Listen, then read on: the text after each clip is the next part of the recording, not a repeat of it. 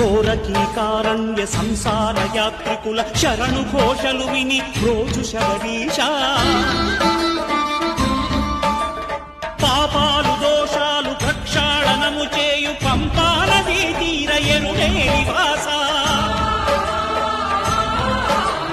నియమాల మాలతో సుగుణాల మెట్లపై నడిపించి కనిపించు అయ్యప్ప స్వామి